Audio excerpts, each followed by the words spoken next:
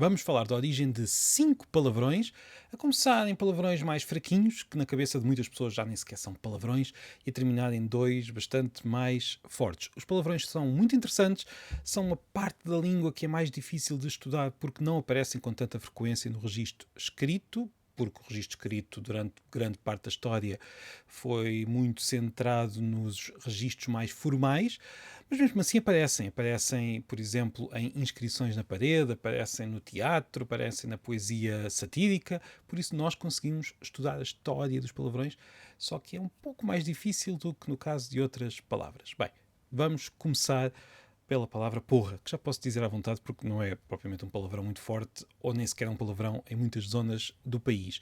Tem origem numa palavra latina que queria dizer alho porro. Como é que se transformou em palavrão? Provavelmente pela presença com o órgão sexual masculino.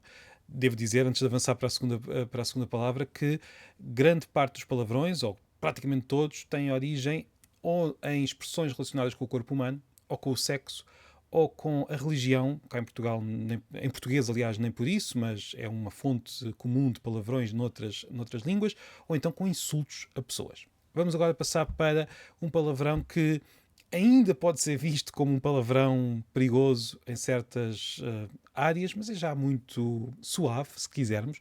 Este palavrão já existia em latim, podemos ver, por exemplo, nesta frase, e queria dizer já fezes. A origem é uma velha palavra do proto-indo-europeu que significava morder, e numa derivação de morder ficou com o significado de mau cheiro, já em proto-indo-europeu. E deste significado de mau cheiro acabou por ficar fezes, em latim. Já agora, mau cheiro e morder, a relação provavelmente é o morder que o mau cheiro, ou seja, o mau cheiro morde-nos o nariz. Por um caminho muito diferente, a mesma palavra do proto-indo-europeu deu origem à palavra inglesa smart. Sim, esperto, se quisermos. Para percebermos como é que isto pode acontecer, podemos pensar que algo que mordia era algo incisivo, e daí passámos a alguém com inteligência afiada. E por outro lado, o mau cheiro morde o nariz. E aí temos a relação. Mas a relação é muito antiga. Só é preciso recuar 6.500 anos para vermos a palavra, para encontrarmos a palavra original que por um caminho deu smart, por outro caminho deu o nosso palavrão. Terceiro palavrão, cu. Este palavrão vem de culus, que perdeu o L, e já queria dizer o mesmo em latim, perdeu o L como tantas palavras portuguesas perderam o L. É uma característica da evolução de muitas palavras na nossa língua. Perderam o L no meio de duas vogais. A palavra do proto-indo-europeu que deu origem a esta palavra do calão português estava relacionada com cobrir, esconder.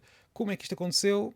Talvez porque as nádegas escondam alguma coisa, não temos bem a certeza, mas é essa a origem remota. E agora os dois palavrões mais perigosos, se quisermos. Um deles significa o órgão sexual masculino e o outro significa o órgão sexual feminino. O primeiro, o do órgão sexual masculino, aparece desde os primeiros registros escritos do português, e o mais provável é que tenha vindo de uma palavra latina que queria dizer estaca. Aliás, uma palavra latina de origem grega, mas não temos a certeza, não há certezas. Aparece no registro escrito muito tarde. A primeira vez que esta palavra aparece no registro escrito é no século X, uma outra forma da palavra, na zona da Catalunha, num texto em latim. Em português, aparece desde o início. Desde que há português, desde que há registros escritos, temos esta palavra a aparecer, por exemplo, nas cantigas medievais. Posso mostrar aqui um exemplo. Sempre quis dizer órgão sexual masculino.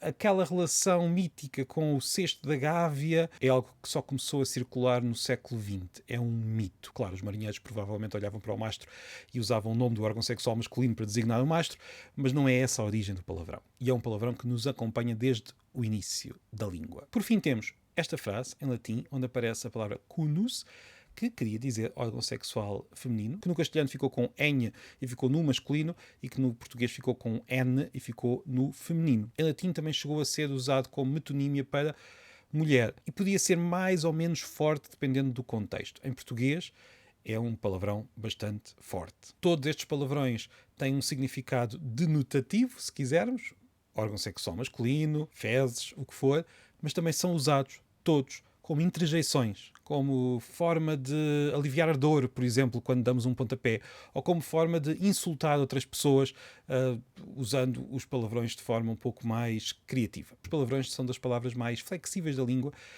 e são bastante interessantes e dão jeito, como eu disse, para aliviar a dor.